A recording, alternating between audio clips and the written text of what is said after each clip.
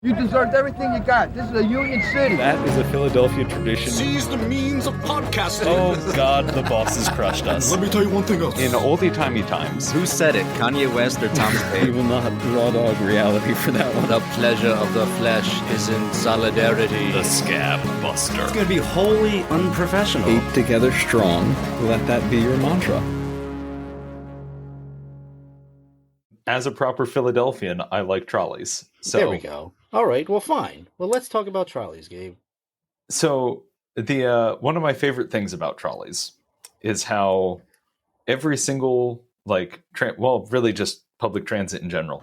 Every transit company is actually like 16 different transit agencies or companies stacked on top of each other in a trench coat. If that's very efficient. Yes. And there's always some long list of fuckery within all of that. Okay. And so today we're going to learn about the predecessor to NJ Transit, which was the Public Service Railway, and the 1923 New Jersey Carmen Strike. Okay.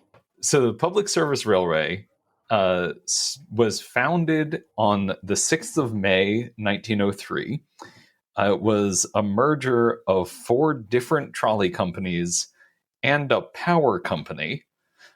Well, that makes sense. Yeah. And these were all brought under the auspices of the Public Service Corporation.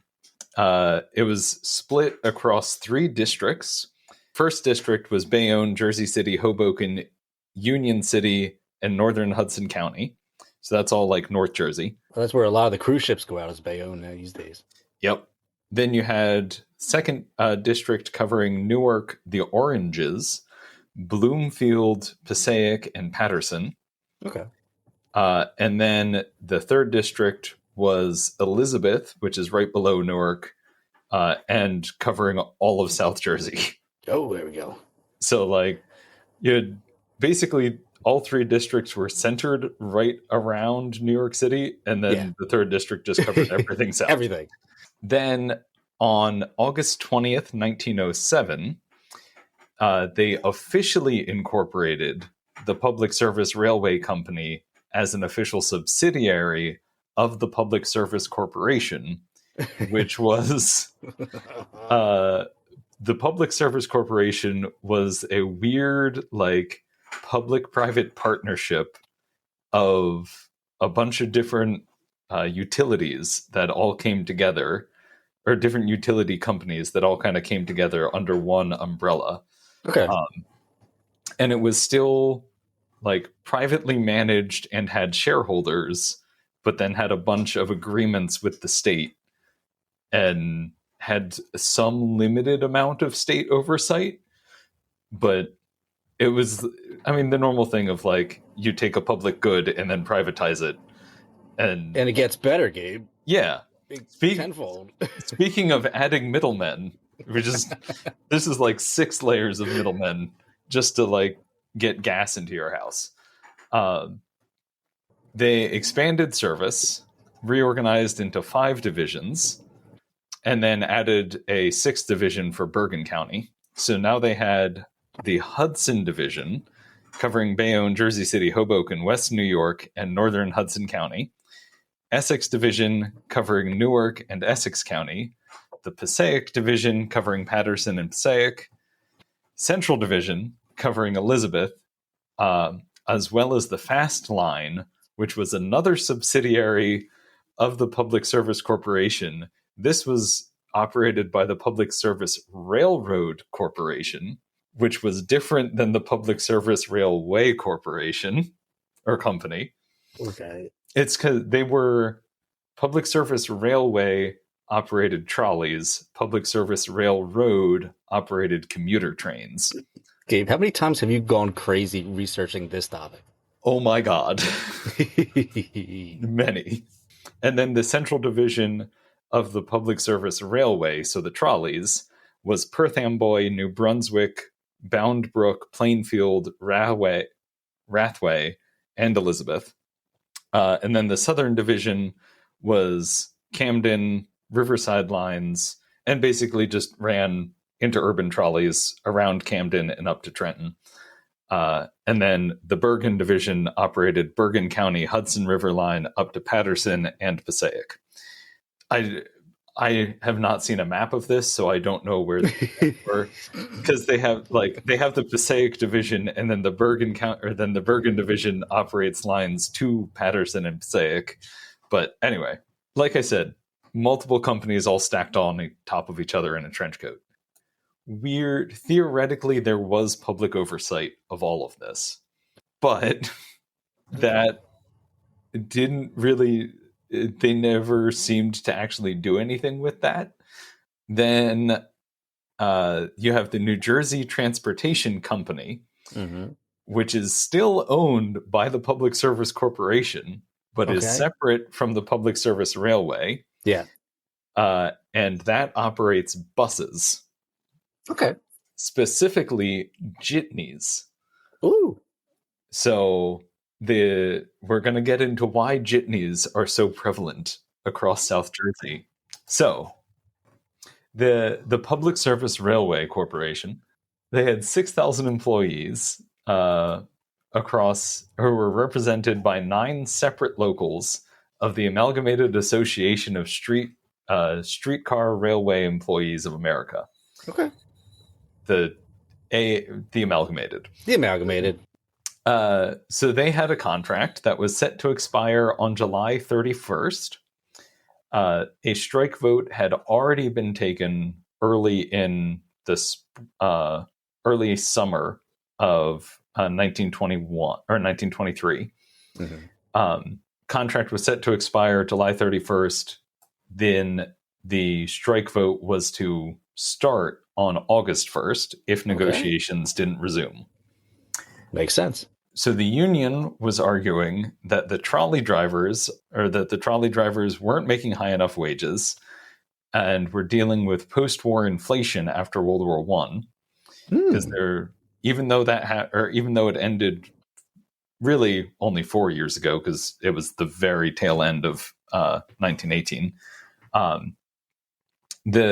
they were still in a long depression after the war. And so they tend to do that a little bit. And then for us, it's beneficial because it tends to lead to a strike wave, and then we get content. So monetizing the labor movement. Yeah. One strike at a time. So they're arguing that the trolley drivers didn't make enough. They were currently making about 50 cents an hour and working 9-hour shifts. Okay. They basically didn't get any guaranteed time off, so you had to make a get someone to cover your shift or some shit like that. Not even that. You had to make a special request. Damn. To get time off, or you had to prove that you were ill. Not having any time off also meant they did not have weekends. So basically, the way it was set up, from my understanding, is you basically got paid. You were expected to show up every single day, and you got paid for however long your shift was when you were there. And that was it. There were no other parts of that contract. Okay. So that basically meant that workers on the trolleys would end up going for months without a single day off. Damn. Yeah. That sucks. Yeah. And it sucks both for the workers and also when you have someone who's burnt the fuck out operating a 2 or 3 ton hunk of steel and wood hurtling down tracks at 60 miles an hour. Not the safest thing. So the union was demanding a 30% increase in wages across the board, and they wanted just a 6-day work week. So they wanted 1 day off a week. That's a lot to ask for, Gabe. That's a lot to ask for. I don't know about this, man. They were also pointing out that the operators for the Public Service Railway were basically the lowest paid in the country, or the lowest paid trolley drivers in the country at this point. Okay. the 5 other major cities that they were comparing themselves to, Philly was getting 64 cents an hour. Detroit, which, by the way, is one of the few instances in like transit history where Philadelphia wasn't the lowest paid transit operators. So good on them. No one pays us, and we don't care. Yeah, except that SEPTA is also the most strike-prone transit agency in the country. Okay, so Philly was 64 cents an hour. Detroit was 68. Cleveland was 68. Damn. Pittsburgh was 67. Boston was 63 and a half. That sucks. So they were making a solid 10 or at least 10 cents less than everyone else, usually closer to 20. So that was the union's position that they laid out in their bargaining early in the summer.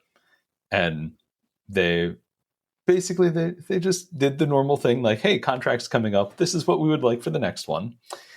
And then the company responded by saying, we have no money. We can't do nothing. I'm a baby. I'm a baby. We have no money. And so the company did the normal thing of immediately hiring gun thugs and shooting the strikers, Gabe. They're going to try and turn the people against the strikers first. I forgot that part. Oh, man. Yeah. So they had to raise fares from 8 cents, or they said they would have to raise the fares from 8 cents to 10 cents to compensate for the increased operating cost.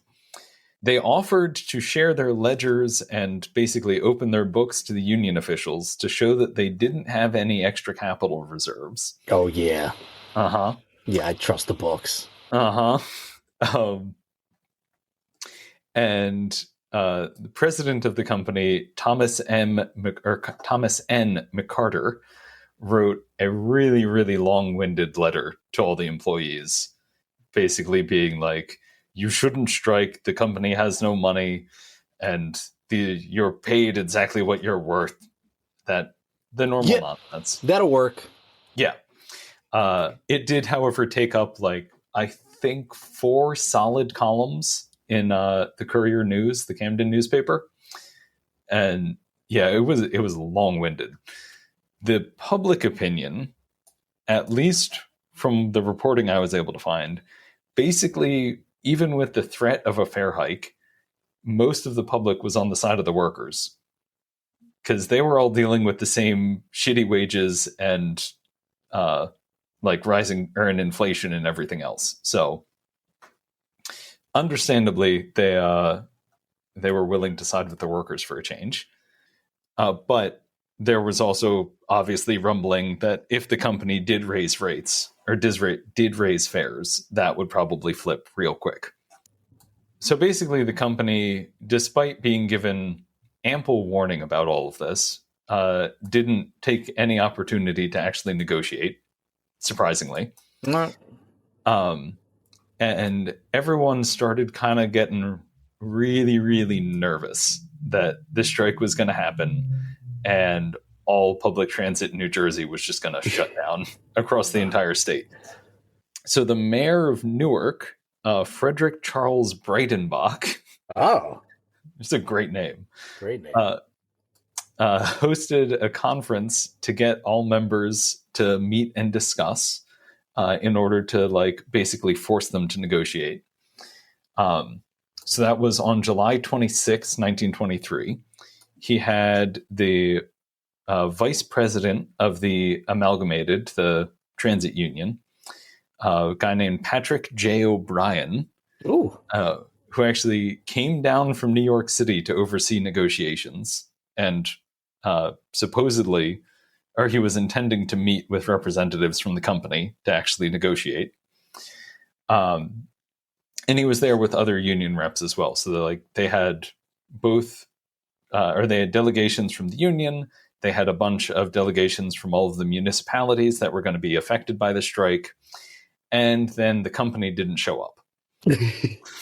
So normal shit. Normal shit.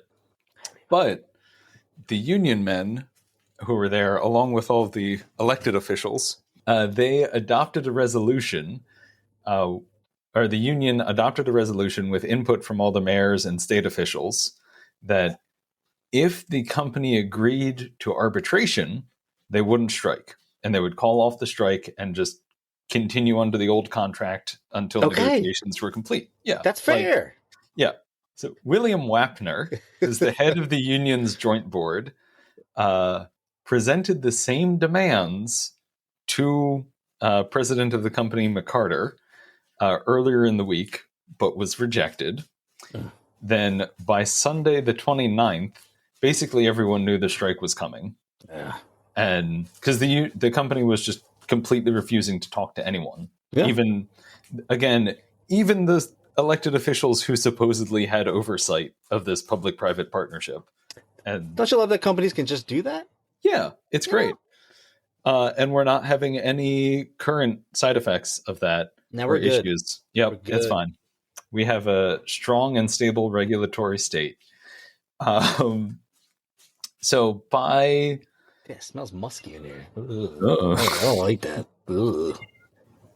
Basically, all of the municipalities were scrambling to figure out what they were going to do.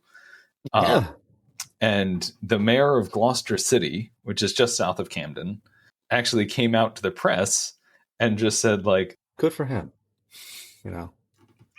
In that day and age, too. Very progressive. So the mayor of Gloucester City went to the press and said that the strike could be settled quickly if McCarter just resigned. Oh, wow. Okay. Finally, on July 30th, the union held another strike vote just to like really reinforce like, hey, this is going to happen. Around 6,000 men voted across all of New Jersey. And basically, when you came into the car barn in the morning to start your shift, that's when they set up ballots at each one. You would cast your ballot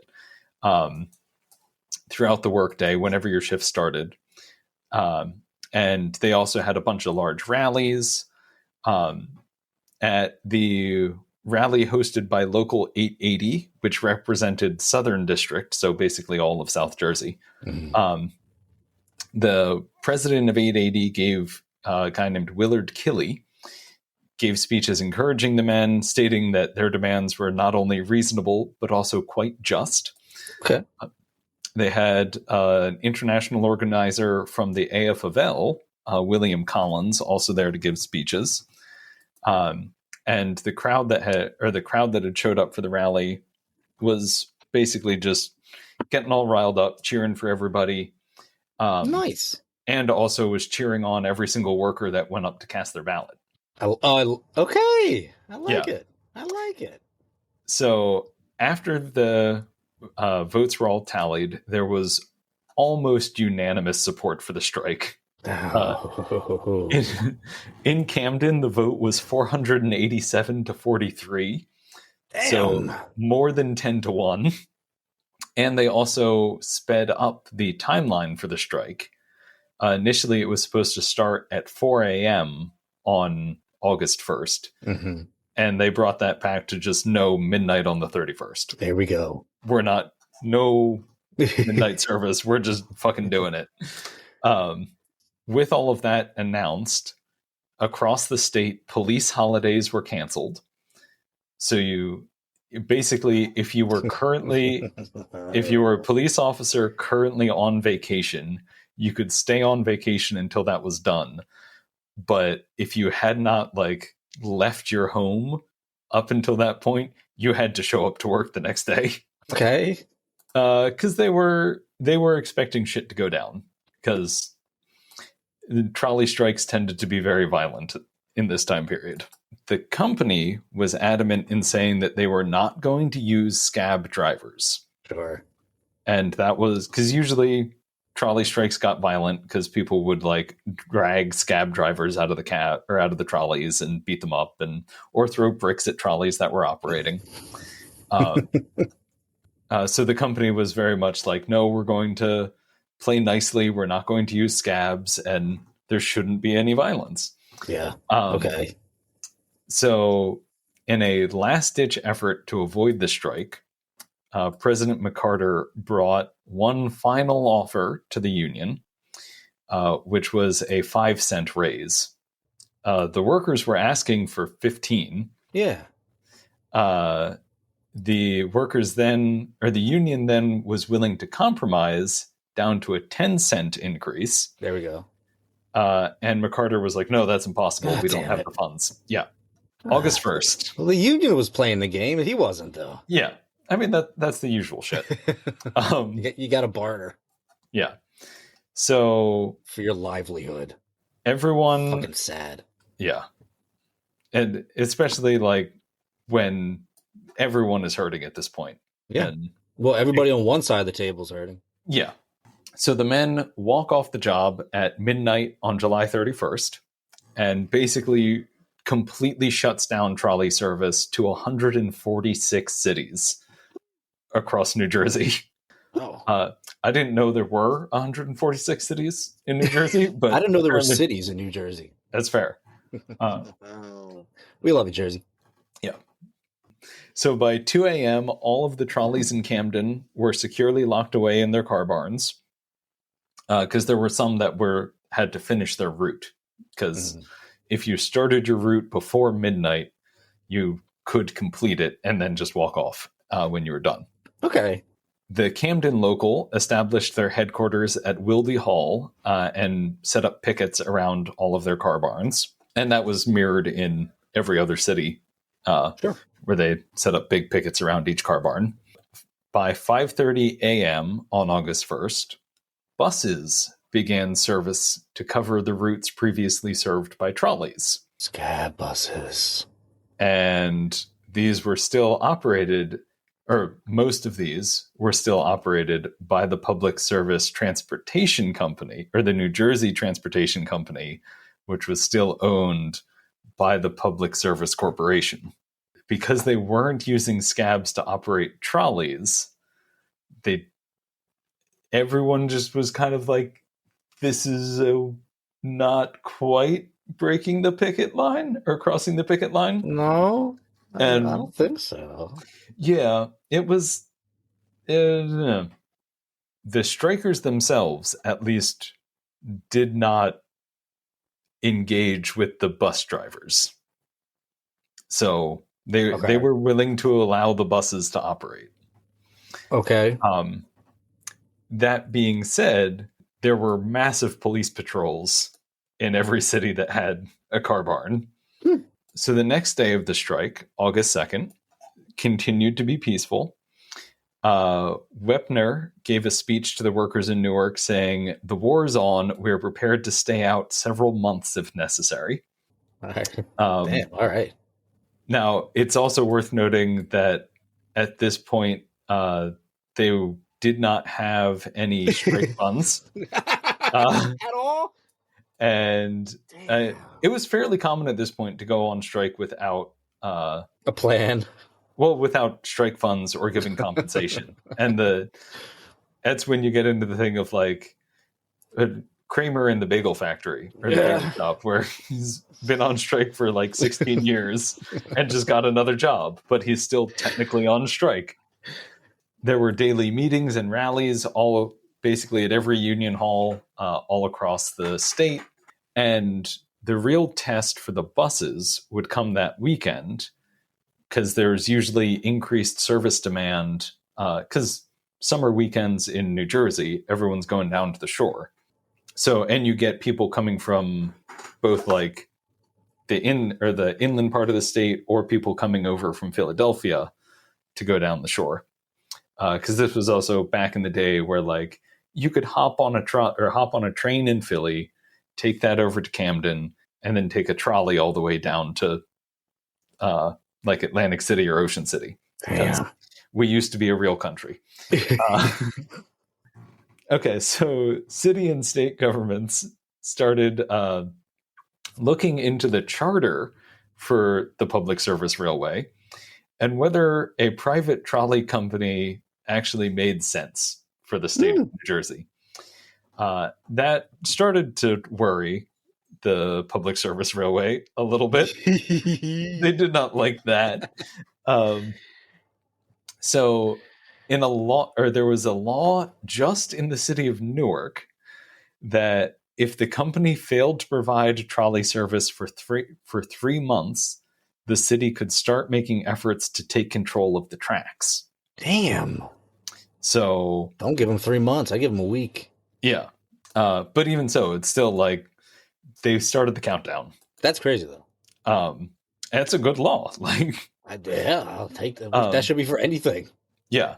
So President McCarter responded to that by giving an announcement to the shareholders of the Public Service Corporation of New Jersey.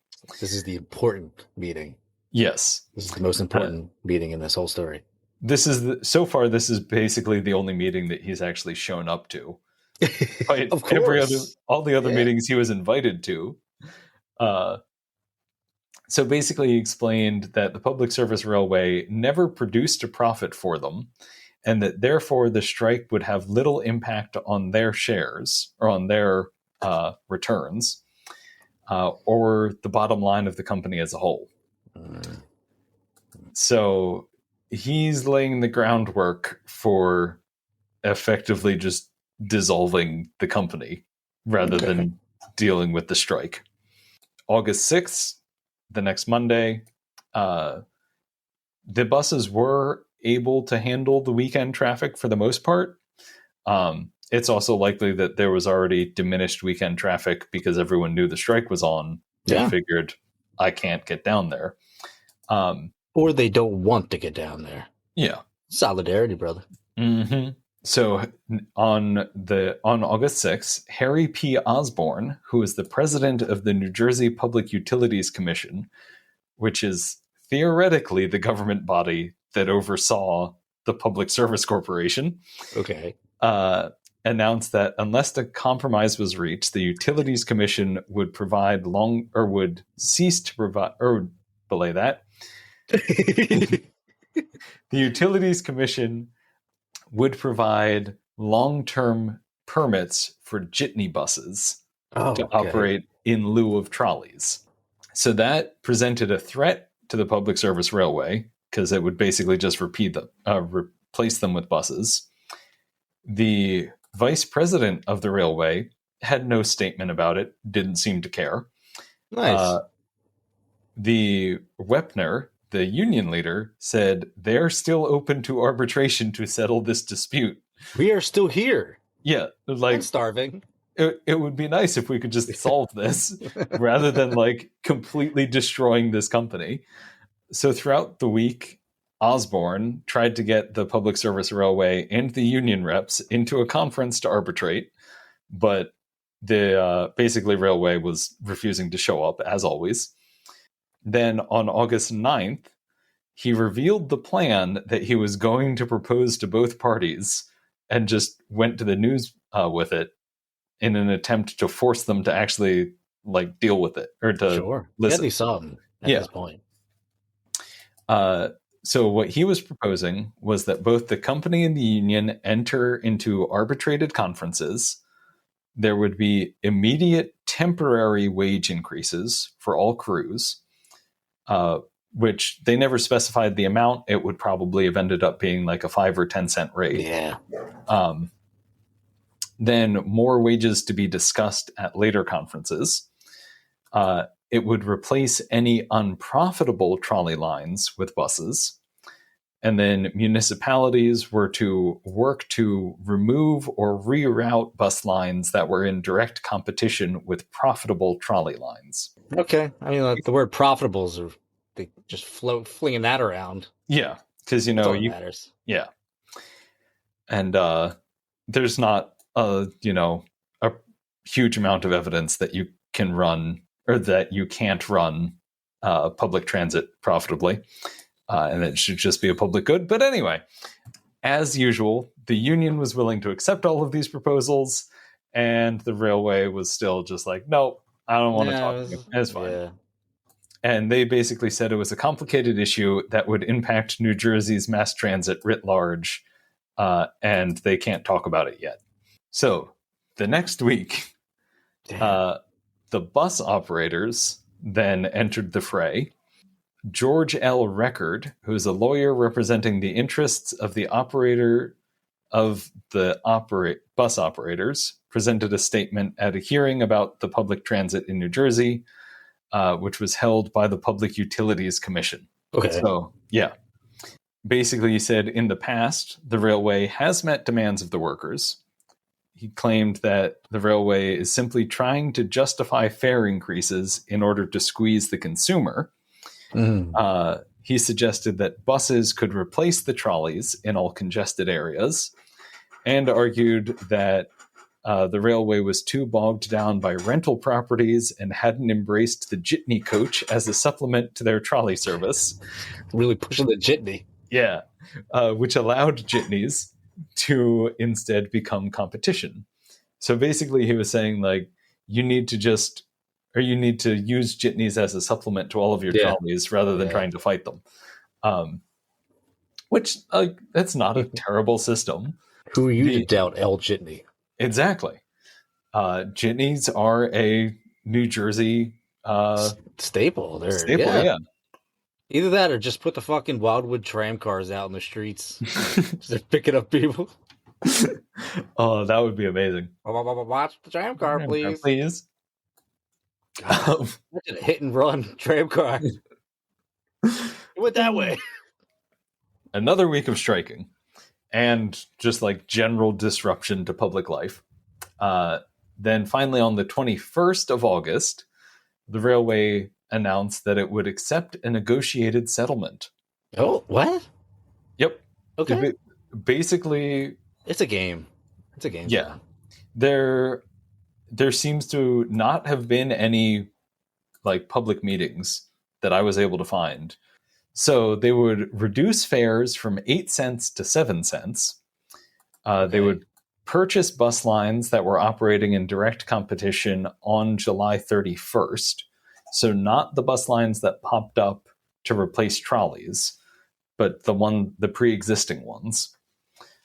They would operate these bus lines with transfer privileges from the trolleys, then offer to the crews 60 cents an hour, which is what they were asking for at the beginning of the strike, but they wasted everyone's time for 3 weeks, and then demanded no new competing bus lines and the rerouting of bus lines that refused to sell, and then temporary immediate resumption of service at old fares if that was accepted by the workers.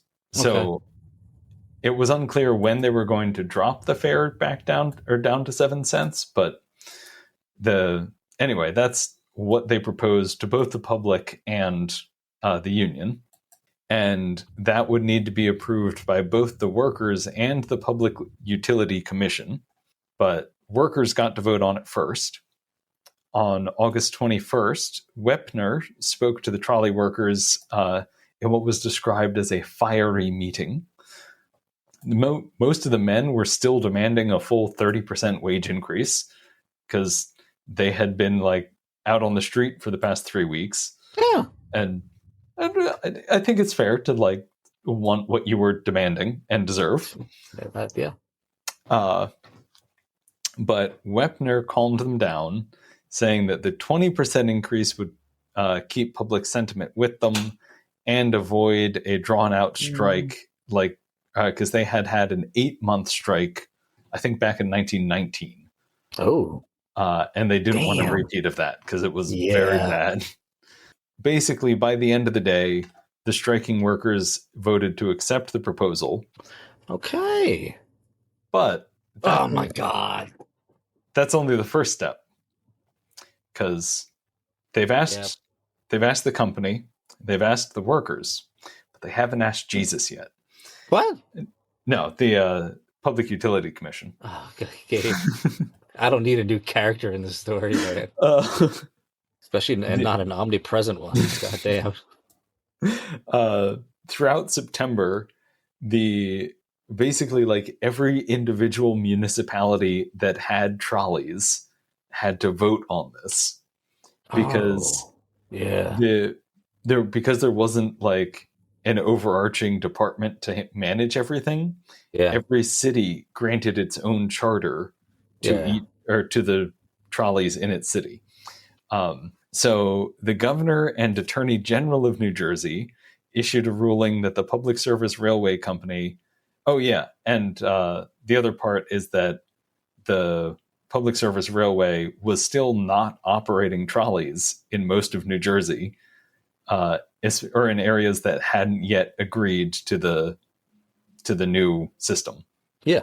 So even though the strike was over, the company was now just refusing to operate in areas that hadn't agreed to their new system. So the governor and attorney general of New Jersey issued a ruling that the company, or that the Public Service Railway Company and the Public Service Railroad Company, which operated the fast line, must immediately resume operations under the agreed upon settlement, regardless of whether or not individual municipalities had actually signed on to it. Oh my God. We need to privatize everything in this country, Gabe. Yes. Every little thing. Well, it makes it so much smoother.